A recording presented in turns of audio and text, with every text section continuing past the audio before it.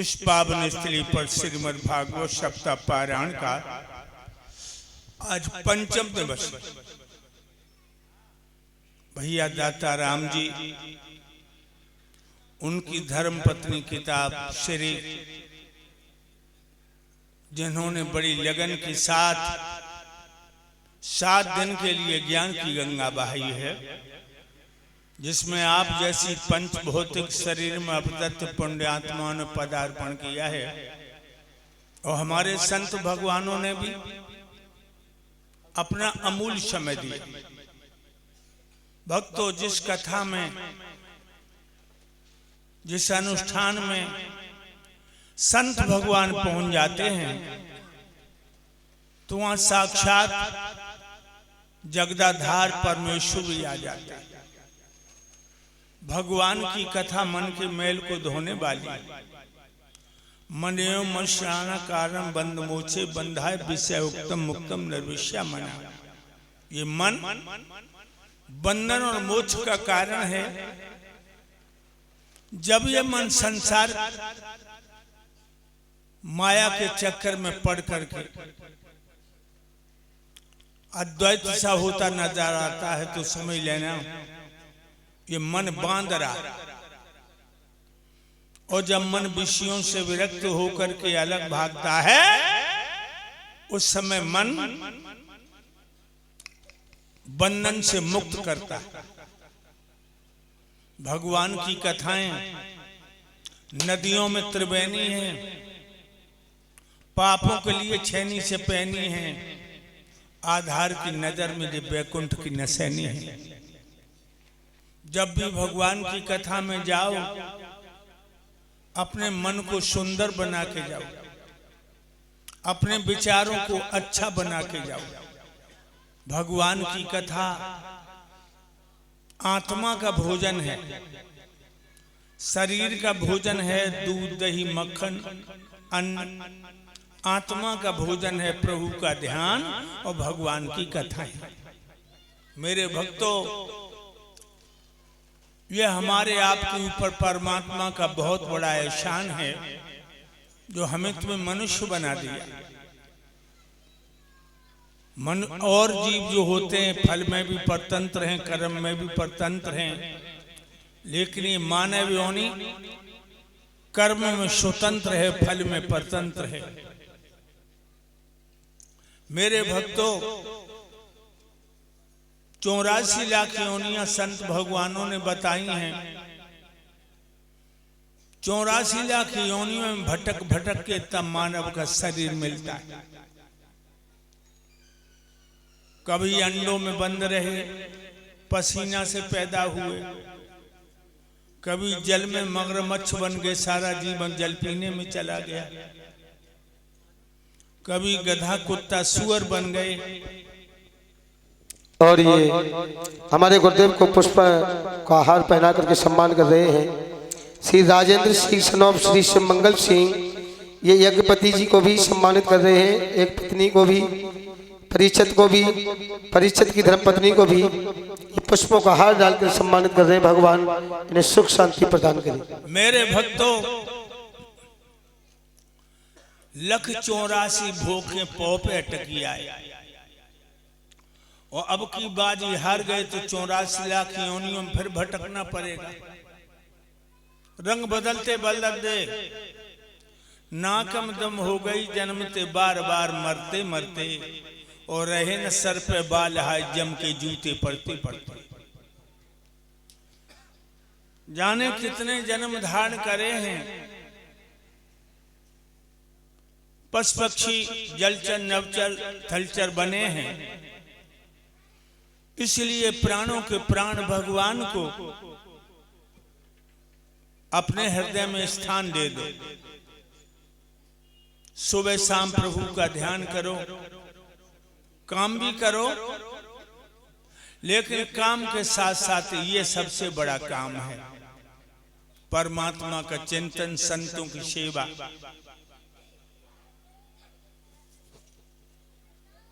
और ये अच्छे यादव सनोप अतुल यादव जो वन दल गोपालपुर से पधारे हैं, 501 मुद्राएं देकर गुरुदेव को सम्मान कर रहे हैं और 100 मुद्राएं समस्त स्टाफ को देकर के सम्मान कर रहे हैं। भगवान हमेशा इनके घर में माया के भंडार भरते रहे। परम पिता परमात्मा से ये हमारी अनुकंपा है। तो प्यारे भक्तों, आगे की कथा जो आप लोग सुनने जा रहे हो, इस कथा में स्वर्ग का समावेश भी है। श्री सुखदेव जी राजा परीक्षित को बता रहे हैं कि हे राजा परीक्षित, अनसुईया का पुत्र हुआ चंद्रमा। अभी आप लोग चंद्रवंश की कथा सुन रहे थे। अनसुईया का पुत्र हुआ चंद्रमा। अनसुईया ब्राह्मणी है और उसके बाद में चंद्रमा ने बृहस्पति ब्राह्मण की पत्नी तारा से, बृहस्पति चले गए बाहर, अपने से चंद्रमा को छोड़ गए, तो बृहस्पति की पत्नी जो तारा थी वो चंद्रमा पर मोहित हो गई और कहने लगी, मैं तुम्हें प्यार करती हूं, तुम मुझे प्यार करो। चंद्रमा कहने लगा, हे मातेश्वरी, तुम मेरी गुरु की पत्नी हो और 4 माँ हुआ करती हैं, जानते हो भक्तों? अपनी माँ, मित्र की पत्नी माँ, ध्यान रखिए, गुरु की पत्नी माँ, साथ ही साथ चौथी जो माँ है, माँ की सौतेन। 4 माँ होती, मित्र की पत्नी, गुरु की पत्नी, अपनी माँ और जो माँ की सौत। तो चंद्रमा ने जवाब दिया है तारा को कि तुम मेरी माँ हो, मेरे गुरु की पत्नी हो तुम, मैं पढ़ने आया हूं, गुरु से दीक्षा लूंगा, मैं तुम्हारे शरीर को नहीं छू सकता। तारा कहने लगी, मैं पागल हो गई तेरे पीछे, तेरी सूरत मेरे दिमाग से नहीं निकलती और तू मेरी बात पर गौर नहीं कर रहा। तू मेरे साथ सहवास कर। लेकिन चंद्रमा कांपने लगा और कहने लगा, वो माँ, मैं तेरे बदन को कैसे छूं, तू तो मेरी माँ है, मेरे गुरु की पत्नी है तू। लेकिन भक्तों, तारा ने कहा, अगर तू मेरे साथ समागम नहीं करेगा तो मैं तुझे श्राप दे दूंगी। जो मेरे पति से तूने विद्या सीखी है वो तू भूल जाएगा, इसलिए मेरी बात को मानो। चंद्रमा भयभीत हो गया, कहने लगा, नते स्वर्गो अपौरुषाना नम हृदयाम यदि। तुम्हारे बदन को छूने से संसार में भी अपयश होगा और स्वर्ग में भी हमें जगह नहीं मिलेगी। तारा कहने लगी, मैं पागल हो रही हूं, मुझे काम पीड़ित कर रहा है, इसलिए तू मुझे अपनी बाहों में ले ले। चंद्रमा ने भयभीत होकर के तारा के साथ में सहवास किया। तारा के गर्भ ठहर गया। बृहस्पति आए हैं, 2 साल 27 दिन के बाद आए। कहने लगे मैं तो घर नहीं था, तेरे पेट में किसका पाप पल रहा है। तारा ने खुले शब्दों में कह दिया कि मेरे जो गर्भ ठहरा है वो चंद्रमा का है। अब तो देवताओं की पंचायत जोड़ी गई और यहां प्रसंग रखा गया कि चंद्रमा ने मर्यादा तोड़ दी, गुरु की पत्नी के साथ में सहवास किया, इसको सजा मिलनी चाहिए। तारा पंचों के बीच में बोल गई, चंद्रमा का इसमें दोष नहीं है, सारा दोष मेरा है, सजा मुझे दो।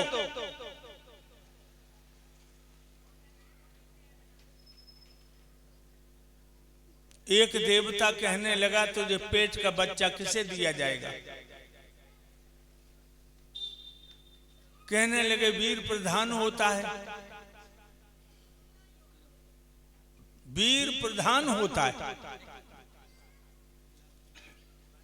एक मर्द 10 स्त्रियों के साथ में सहवास करे तो 10 पुत्र होंगे, और एक औरत चाहे 15 के साथ सहवास करे या एक के साथ, वो एक ही संतान को जन्म दे पाए। इसलिए जो पुत्र चंद्रमा को दे दो, तो चंद्रमा को दे दिया गया वो पुत्र, जिसका नाम बुध रखा।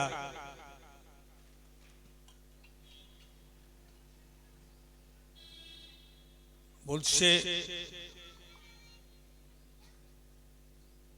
हुए हैं राजा आयु। इनके लिए भृगुवंशी कन्या ब्राह्मणों की लड़की प्रभा भी आई। आयु के हुए राजा नहुष, इनके लिए ब्राह्मण की लड़की बरिया भी आई।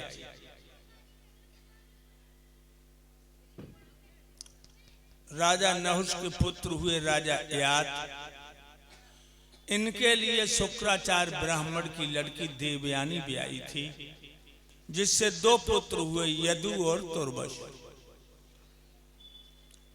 और शर्मिष्ठा जो थी राक्षस की लड़की, उससे 3 पुत्र हुए, अनु, धुरु और पुरु। तो जो यदु हुए हैं उससे यादव वंश चला। हम और आप यादव, मैंने कहा नहीं, यादव की मां ब्राह्मणी रही और पिता छत्री। भैया तो क्या करें, तो बढ़िया, ठीक है। अब तुम नाते जा रहे हो, बैठिया।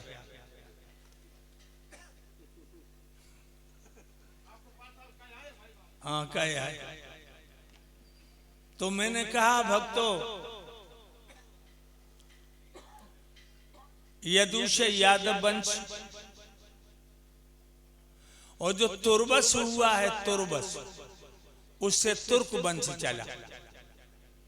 ये मुसलमान जो हैं, यदु के छोटे भाई तुर्बस की संतान है तुर्क। ये चंद्रवंशी हैं। ईद के समय जब तक चंद्रमा नहीं देख लेते हैं तब तक भोजन नहीं करते। जेव एक यादव के अंग हैं, और यदु की 56 पीढ़ियों बाद, यदु की 56 पीढ़ियों बाद भगवान यदकुल भूषण, यदुवंश शिरोमण श्री कृष्ण वासुदेव ने जन्म लिया। यदु की 56 पीढ़ियों बाद। मेरे भाइयों, इस यादव की मां ब्राह्मणी रही, पिता क्षत्रिय रहा।